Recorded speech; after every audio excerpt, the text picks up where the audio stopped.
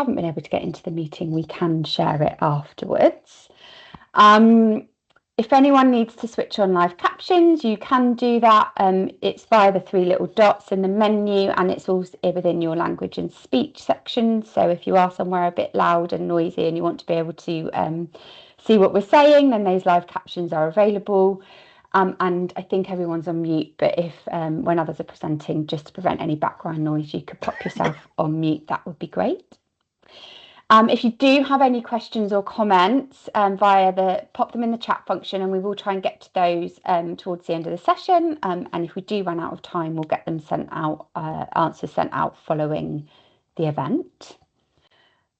So today as I said, we're going to talk about the Localised campaign, but we are joined as well by Michelle Roberts from Age UK and the Richmond Group of Charities, who has very much been part of the coordination of the national campaign. And she's going to provide some context behind this and insight as how it's been successfully localised in other places as well, to give you some wider context.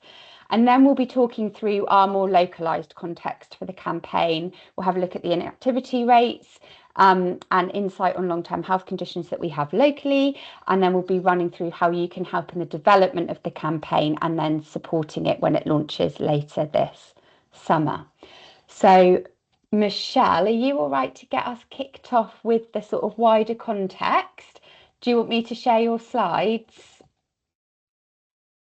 Or would you prefer to share them? Thanks, Debbie. Just to say again, my apologies. Is the noise okay? Is there too much? Yeah. Is it okay? Because I've got quite a lot of background noise. But it's fine. What I'll do is, if I share, I'm happy to share the slides and kick off. If you can let me know that they're working. We don't want any more technical issues, but this is always a bit where it gets a little bit tricky. So I'm trying to present. Come on. Okay. Is it working? Okie I think. Okay.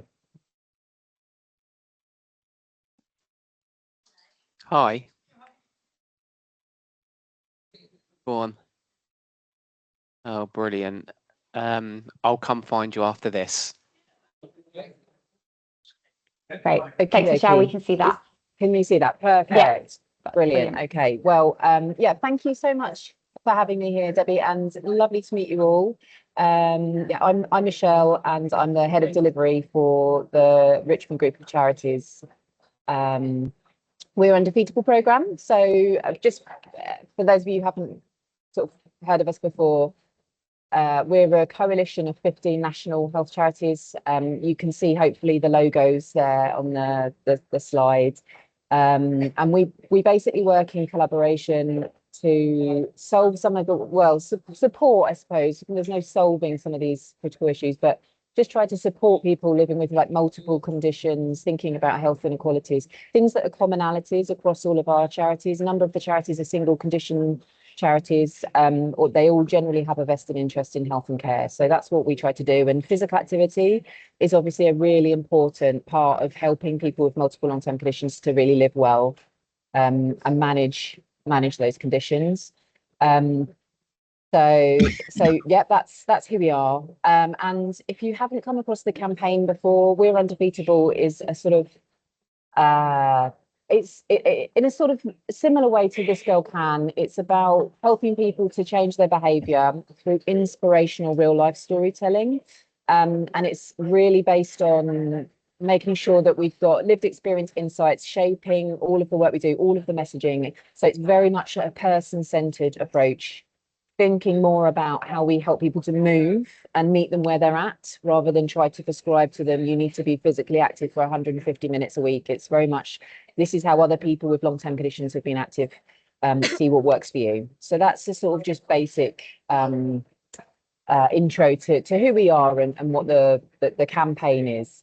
In terms of what we've been doing with the campaign to take it from just a national campaign to a local campaign, we've been working with partners such as Blackburn with Darwin and across the wider Lancashire footprint to understand how we can help We're Undefeatable become a bit more relevant to local people. We've got a number of fantastic storytellers in our national campaign, that we hope are really diverse and representative people with long-term conditions. But what you can't ever replace is like really local voices, sort of storytellers in their own local environments, as it were, so, and then their sort of local context. And so what was really exciting about being able to work with Blackburn with Darwin and Lancashire was just being able to understand how could we really bring some of the ethos that we've developed and some of the messages through the national campaign, and think about how that's really most relevant and pertinent to people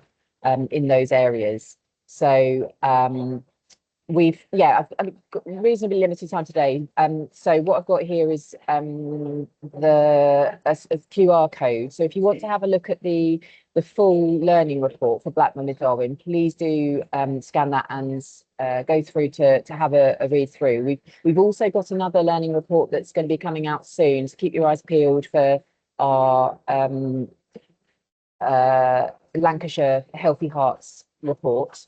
But just to say, what we were trying to achieve in those places was really to inspire and encourage local people with health conditions to move more, to really raise awareness and understanding of physical activity within those kind of local systems and workforces, and to share the learnings really, and understand what's worked, sort of trying to replicate We're Undefeatable at a local level, and what's kind of useful things to be able to kind of pass on. So hopefully I'll be able to share some useful nuggets for you guys this morning. So in terms of what some of those, I suppose, localization principles look like, absolutely critical to this, as you'd expect, is that we've got local storytellers and local places. So this is, making sure that we've got recognizable people and places, so that local demographics feel really, like they're being seen and they're visible,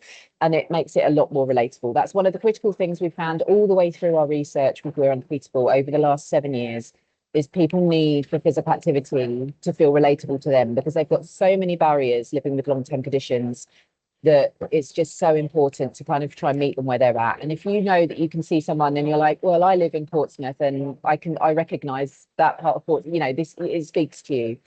And something else about this, I suppose, is about the local data as well, like making sure that you're harnessing all of that local public health data. You've got lots of that, and you'll have a really good idea of who the people are with long-term conditions, the specific demographics that you want to target, and really making sure that you bring together your local evidence and insights with those stories. That's the thing that we found most powerful at a national level, and I know that worked really well in Blackburn with Darwin and in Lancashire.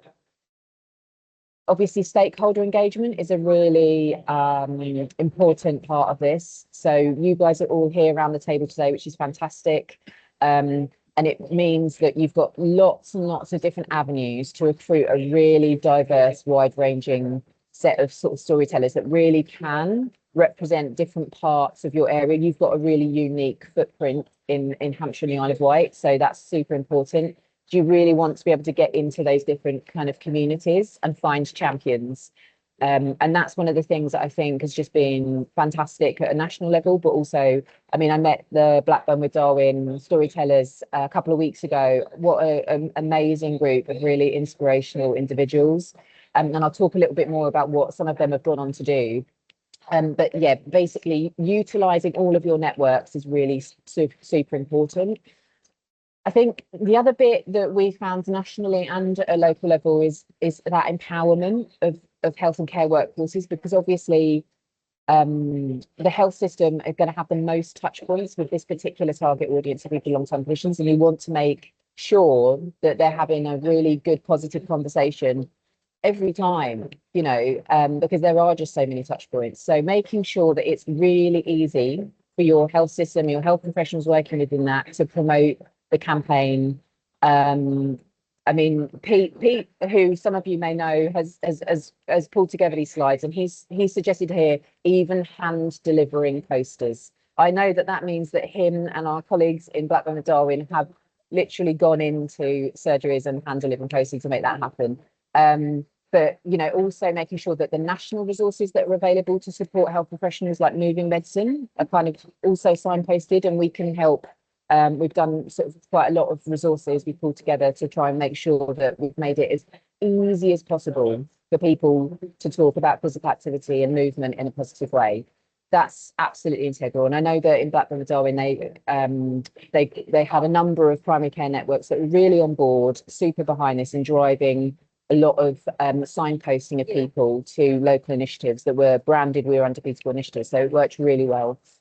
In terms of that point, again, how you sort of like signpost and link to local opportunities is really very much up to you. But like obviously from a national level, we've had to sort of trying to create inspiration, make some suggestions that are national suggestions or digital, online, at home.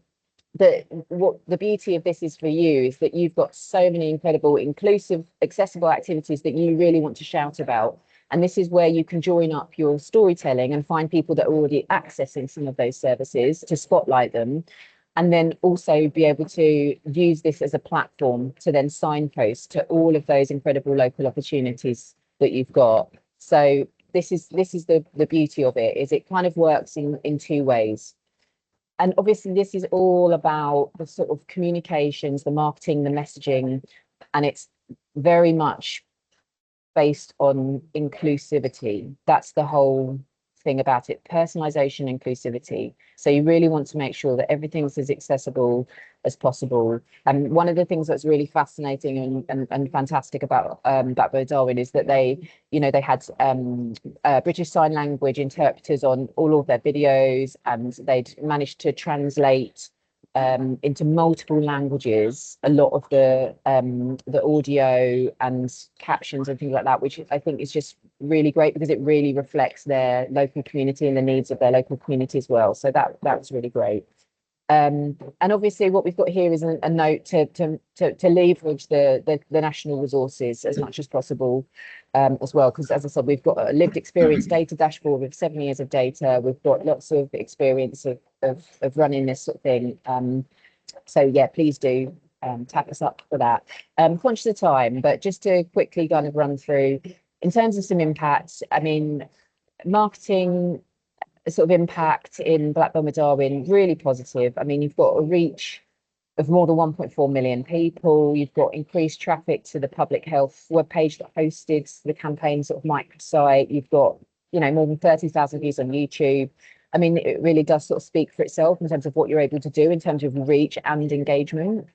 And some of the impact on residents that we saw was, the campaign's really showing how people with health conditions can be active. That's a really important point in terms of the behaviour change journey, for the least active people to see that and feel like they can do it. Those capability barriers are always the strongest barriers that we find. So, and in Blackburn and Darwin, what they saw was that that sort of taking a step into activity really helps people to enjoy life more. Which is an incredible thing. When you're living with long-term conditions, it can feel really, really difficult. So being able to feel like this is a tool that helps you to enjoy life is great. I think in terms of stakeholders, there was what was really positive is about how We're Undefeatable can be harnessed to align messages and bring consistency, because that's one of the challenges that we've seen over years is that you maybe if you're long-term conditions, you're getting different messages from different people all the time, and that makes you feel slightly unsure about what's the best thing to do for you. Whereas if you've got a kind of a sort of a messaging framework like this to get behind, it just makes it a lot easier to really reach those people that have the most need. 75% of residents in Blackburn and Darwin agreed that it was really important to have local representation. So that's just another kind of note from the upcoming Healthy Hearts report in Lancashire as well.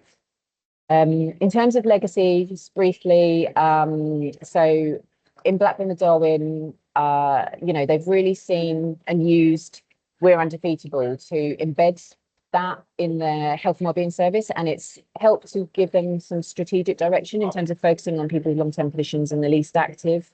And we actually just recently had a community event that we held there last month. It was really, really positive. Lots of stakeholders there and lots of members of the public coming. the original storytellers have gone on to become local champions, sharing their experience. So they were at that health and wellbeing event the other day. We've already worked with one of the storytellers in Lancashire, for example, on a blog, a national blog with NHS England, looking at their harnessing the benefits of physical activity position statement and how to bring that to life in NHS. So there's the opportunities to do that as well. And they now have like regular comms set up across different sort of statutory and non-statutory authorities, and a We're Undefeatable fund, which is incredible, like small sort of pockets of money that are really going into grassroots activities for people. You can see Sima there doing her like visually impaired baseball, which she was telling me about a couple of weeks ago, which is, you know, transform people's lives. And it's just really, really positive to see how the campaign has acted as a springboard for other opportunities. And in terms of how the sort of place-led campaigns can drive national and local action, I mean, you know, it's being able to provide amplification for local systems, and also the sort of national health campaigns as well. So you can see there's a selection here of like social media activations that really sort of bring all of this to life, and really spotlight those storyteller experiences, which are the things that we find are the most powerful to really engage people that are sort of decision makers. And just to sort of wrap up, essentially sort of the place-led campaigns that we've seen have really been able to drive local and national action. So I mentioned the blog with Julie, with NHS England, and there are just so many different ways that storytellers can help to keep the fire burning of what you're trying to do through a national campaign. So they can, like, we've used our storytellers to take part in parliamentary events, to speak on webinars about policy issues and bring their lived experience to life there. We've got a lived experience network that helps us to check and challenge, shape what we do, and that of our partners, and that's an available offer to you as well. And they join us at conferences like the NHS Confed conference, where you've got lots of NHS systems, people coming in and sharing that lived experience and those kind of those opportunities and moments. It really just helps to bring the work that you're doing to life. And yeah, so those are some of the things you can do moving forwards. If you've got those kind of network of champions, and a national and a local level, they can really continue to support. So I think that was all my slides. Thank you very much for listening. And yeah, if anyone's got any questions, then very happy to take those. Thank you. Thanks, Michelle. That was brilliant, just to give us that really great context around how We Are Undefeatable is activated nationally. I'll go into, and I might pull Jason in just to talk about some of the facts and the figures that we've got and the insight that we've got, and I'll go in to talk about how we're now going to be contextualizing this locally, and then we can have a look at how people can get involved in the development phase as well as sort of the amplification phase as we look to launch it. So bear with me, I'm just gonna share my screen.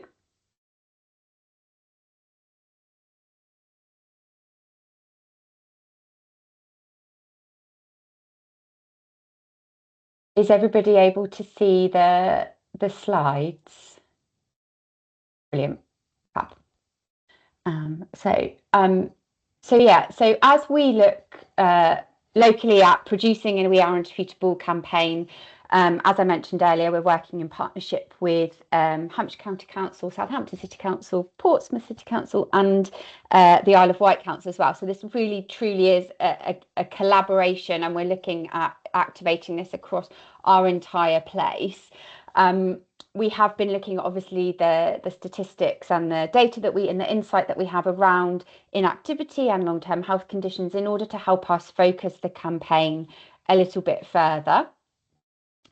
So currently in our area, so the whole of Hampshire and the Isle of Wight, 23% of adults are inactive. And when we talk about inactivity rates, these are our most inactive people. So these are people doing 0 to 30 minutes a week of physical activity. So and we know that the recommended time of physical activity is 150. So these are the people that we would class as inactive, and that's just less than 30 minutes of activity a week. When we start to look at how many of those people potentially have long-term health conditions, we start to see an even bigger gap start to appear. So really persistent gaps in inactivity levels between those with a limiting illness and those without. So the most inactive people jumps up to 36% of those people in our area, whereas if you'd have no limiting illness, then that reduces to sort of a 19% inactivity rate. When we then also look to include economic inactivity, those that are not currently in the workforce, those that are long-term sick or disabled, so potentially with those long-term health conditions, that rate jumps yet again to 48%. So when we've been looking at all of this data and what that looks like in our area, it's helped us to define things like the age range, as well as having a look at those people with two or more different health conditions as well.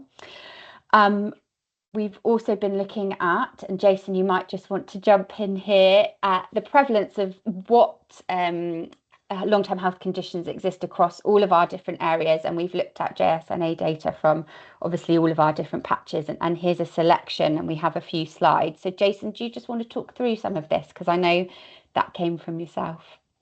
Yeah, happy to do this. So obviously working in the Hampshire team, so less familiar with some of the others, but happy to try and cover it. So yeah, this data is taken from the Hampshire JSNA page. Those graphs on the right just highlight the presence of some of the more common long-term conditions in Hampshire. So I think with regards to this campaign, you can see there's probably a greater emphasis on mental well-being, cardiovascular disease, MSK, respiratory conditions. That they tend to be the more common in Hampshire. And then looking at some of these graphs on the left, there again is a kind of an emphasis on musculoskeletal conditions. And you can see at the bottom, Portsmouth actually has a greater prevalence of MSK conditions, as well as other long-term conditions than the England average. So again, just kind of highlighting the emphasis on some of these long-term conditions that we might want to target when thinking around these campaigns across Hampshire and Isle of Wight. Great, thank you. Andrea had just summarised that in a Portsmouth-based slide, but it very much, we also have some data from the Isle of Wight as well, looking at those patients that have two or more long-term health conditions, and how the sort of age profile as people age, how that increases. But it's potentially coming in.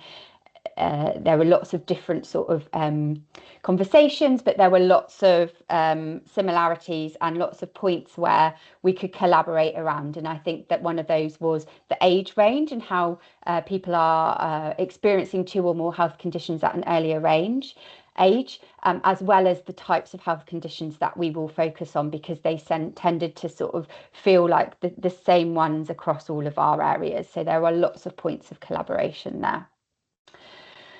So at the core of our campaign is very much going to be making it really local, having local stories and a shared identity across Hampshire and the Isle of Wight, and bringing local people and telling the stories of local people. We've talked about the types of conditions that we want to focus on, and as well as conditions, a lot of the messaging is going to be focused on symptoms, because those are prevalent across multiple conditions. And the emphasis as well on potentially doing sort of more movement-based activity and not non-gym-based activity. So just looking at what that helped us to develop our campaign around, it's very much adults of a working age, and we want to look for a diverse range across that. So we're looking at sort of potentially 20 plus, so 20 to 65-ish. So our most inactive communities as well will be focusing on, so those that are doing currently under 30 minutes of activity a week, or 0 minutes of activity a week. Some of the health conditions, as we said, we were looking at were things around musculoskeletal conditions, hypertension, cardiovascular, and mental health. So we're looking at talking about symptoms like pain, low energy, physical limitations, and breathlessness are things that we're going to cover in the campaign, and how physical activity can be used in the management and treatment of those symptoms and conditions. And then we will also focus on people living in sort of priority places, but that's going to be determined about where you and our partners activate the campaign in each place. So it's going to be a multi-partner delivery model. These are all of the organisations that are currently working together to facilitate the campaign, and that means we're going to be getting the assets created and facilitating this so that other people can then share it much more broadly.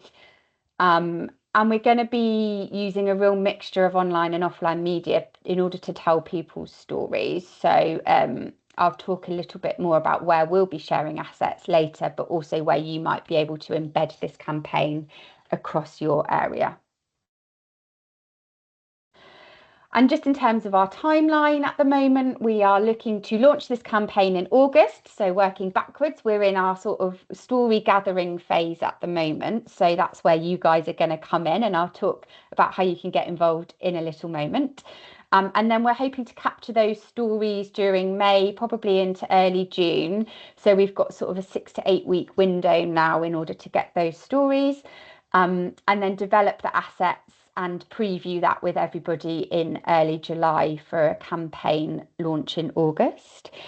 We would also like to make sure that we can keep this campaign and deliver assets that can be used throughout the year, so that anyone can use them for bursts potentially in the autumn to keep things moving, but also potentially against National Awareness Days where people are looking for content around some of those as well. We know there's a lot of National Health Awareness Days, so sometimes it's nice to have some ready-made content ready to go, and that's very much what we'll be aiming to achieve with this campaign as well.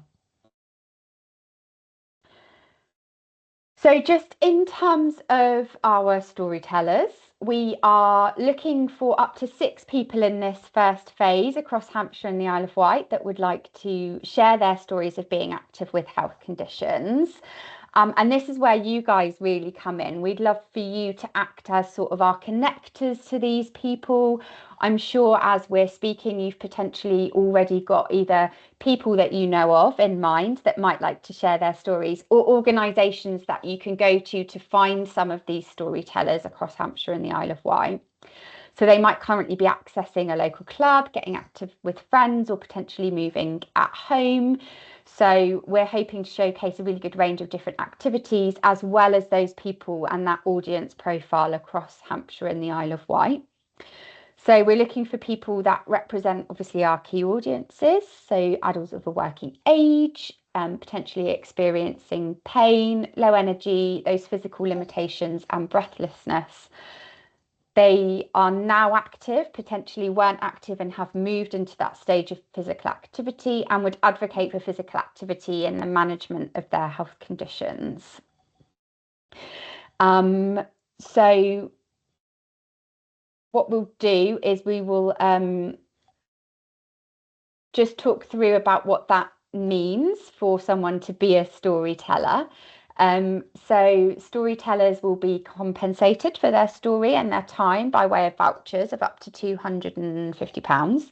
And we will obviously talk to them about how that would be most beneficial for them. We have had instances in the past where people have wanted to donate their time, but we will offer compensation as well.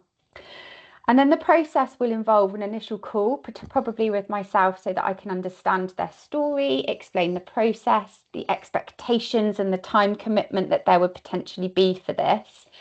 And then if we want to take things forward and they're happy with that, then we would meet in person for an informal conversation to capture their story, and then they would help co-create what that story might look like.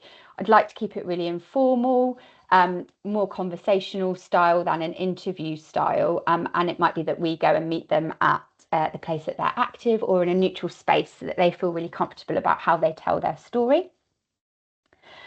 There'll also be a photography or videography session with them taking part in their activity.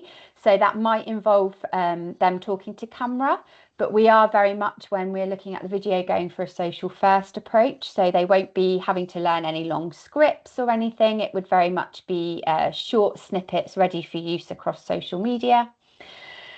And then we might be able to combine that with the conversation about their story, or that might be two separate sessions. We'd have to have that conversation with them and obviously liaise with an external partner. And then we will be working with an external partner in order to capture photography and video and create the assets. So we are talking, and we'll be talking to external agencies about doing that with us. But we would make sure that the storytellers would have sight of any asset development and proofs before any campaign was launched. We also then will obviously look at any future opportunities for them to tell their story, whether that's with national team, whether there's any a chance for them to share their lived experience locally as well. So we do want them to have a really good experience, and we don't want this to be the end of their experience as well. We want to be able to activate them locally and share as much as they possibly can.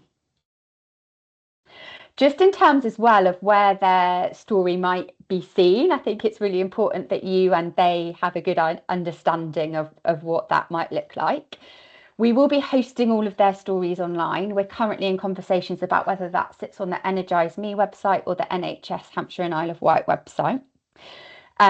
So it will very much follow the same sort of theme as others have done in the national and localised campaigns, where their stories will be highlighted. Within their stories, we will, and this is the central point that we'll be sending everyone to, really importantly, this is where we're going to be signposting from. So anyone that comes to read their story will be signposted to other ways to be active. So that might be the We Are Undefeatable app, which could be really important for those looking to get active at home. And we know that's a really good sort of first step for a lot of people. Any organisations that have supported these individuals will also be signposted as part of their story as well, so that others can go and potentially seek support or go and be active in that same or similar spaces. We do have things like the Hampshire and Isle of Wight Activity Finder, which is undergoing some development as well at the moment to make sure that that will have lots of different places that people can be active, and we can look at other places to signpost people to as well. As I mentioned earlier, this is very much going to be both an online and offline campaign. So as well as being seen across lots of different social media, there might be Google ads and YouTube ads as well. There will be lots of print materials. So there might be tenant newsletters that their stories go in, bus stop ads. It might be seen in libraries, in GP surgeries. They're across the whole of Hampshire and the Isle of Wight, so not just in their local area. We are also going to be working with our physical activity community clinical champion as well to understand how their lived experience and their story can be used in the training of local health professionals in Hampshire and the Isle of Wight as well. So as well as being a public facing campaign, this very much will be used in the training of health professionals, so they can then bring it forward and start to have some really good conversations within their practice as well, and have some really concrete examples and case studies of how physical activity has helped people with these long-term conditions. So finally, I guess just in terms of how you guys can support the campaign, we obviously would love you to connect us to these storytellers. I think that's the first step, really. If you could please email me in the first instance. I've popped my email here and I'll share this afterwards as well, so that we can have a really good understanding once you've had conversations with people of who might be up for this, and we'll have a look at those as they come in. So we'll be looking to activate this pretty quickly. As I said, we will be looking for a good breadth of age profile and activity, and a good diversity of health condition as well, and symptoms. So yeah, please, as soon as you can, please start sharing those with us. We'd love to start having those conversations with potential storytellers and get this underway. But in addition to that, we'd also really love you to hopefully prepare your communications teams or others that would be able to support the campaign later in the summer. We will be launching it in August as well. It might be that they can reserve some space in newsletters or social media, calendars, etc., in order for them to be able to share this and amplify it even more widely across Hampshire and the Isle of Wight. And it's going to be really important that we see lots of touch points and lots of visual points where people can see this campaign.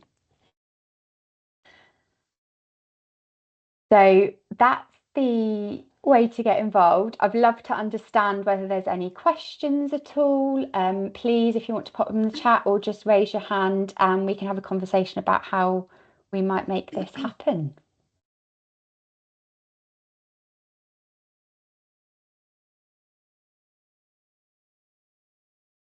Yes, Sam. Debbie, is there a deadline for? So I'm just thinking about things like the digital screens across GP surgeries, in secondary care. What would be the deadline for the sort of dimensions? I don't understand the kind of technical details, but the technical details which need to be shared around that. Yeah. So the technical dimensions, as soon as possible, really. We are obviously briefing our external partners now. What I would say is that because we've obviously got the councils and the NHS and myself working on this, we will have a lot of different sized assets. So hopefully most of them will be captured. So we've got lots of things like external poster sites covered, and the assets and the sizes and the requirements for that. All of your usual social media assets as well will be created. So I think we should have it covered, but if anyone's got any strange ones that they know exist, then please do send them across.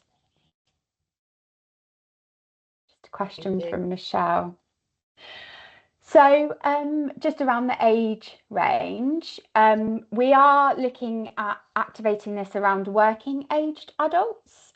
We also have campaigns locally that are focused on older adults, and we don't necessarily want this to be a duplication when we have things like Live Longer Better that already focus on those older age groups. So we prefer not to duplicate. So we are looking potentially at bringing this campaign forward a little bit into sort of those midlife years and those working aged individuals. So hopefully that helps.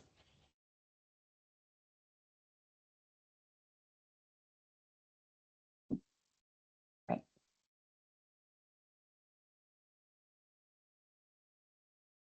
Any further questions?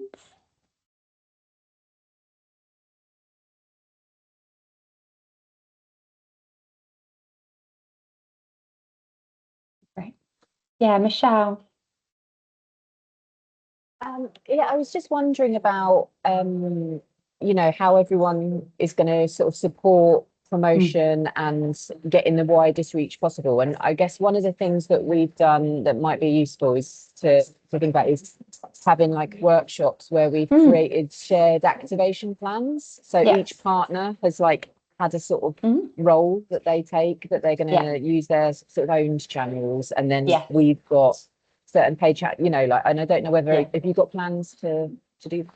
Yeah, so that's very much the process we've gone through as well, in terms of we've come together as sort of an alliance, I guess, in this first instance, to develop the campaign and make sure that we create and generate the storytellers and the assets, but then each partner is activating their own local activation campaign, I guess. So that's where we're getting that understanding of where it's going to exist. So I know where things like bus stops have been procured already and things like that. So local partners are very much activating it, and then we will come together to understand the evaluation and impact as well, and have a shared understanding. And that's a conversation that we're going to have hopefully in the next couple of weeks, to be able to feed all of that reach and that engagement back into a central pot as well.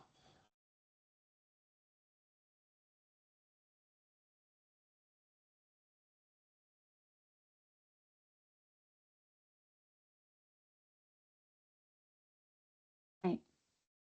Okay. What I'll do next then is I'll make sure that the slides are sent around and we get the video out to anybody that wasn't able to log in this morning. As I said, we would love to start receiving some sort of referrals, I guess, of potential storytellers, so we can start having those conversations. And if anyone wants to pick that up with me offline and wants to have a bit more of a conversation about the type of people that they might be able to connect us with, then please do drop me an email, and on the email, when I send everything out, my telephone number will be on there as well. But hopefully that gives everyone a really good insight of what we're trying to achieve, the type of people that we'd love to be connected to, and the process and what those people might be looking to do over the next few weeks and months. Great. I'll leave it there. Oh, Sam, yes. Very quick quickly. question. So Yeah, I'm just yeah, thinking yeah. about not just those people who were signed up today. Would it be possible for us to share it out to the list that we kind of shared the webinar to? Because there may have been people who would have come. Please do. Yeah, that's if you great. don't, Just wanted to check. if anyone in this call doesn't have potentially someone to connect us with, but they know of an organisation or a group that would really benefit from sharing their stories, then please share it. We're happy to hear from, as long as they're in Hampshire and the Isle of Wight. We are, really happy to hear from them.